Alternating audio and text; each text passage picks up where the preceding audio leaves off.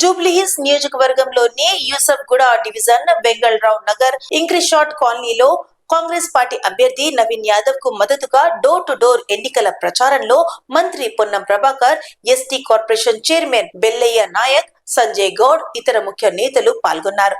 మంత్రి పొన్నం మాట్లాడుతూ door to door ప్రచారంలో భాగంగా కాంగ్రెస్ పార్టీ అభ్యర్థి నవీన్ యాదవ్ కు ఓటు వేయాలని విజ్ఞప్తి చేశారు.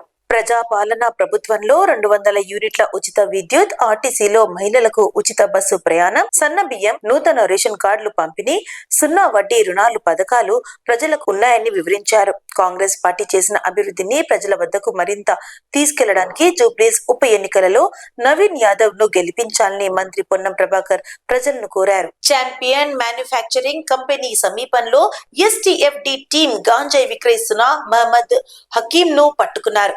అతని వద్ద నుంచి 580 గ్రాముల గాంజాయి స్వాధీనం చేసుకున్నారు.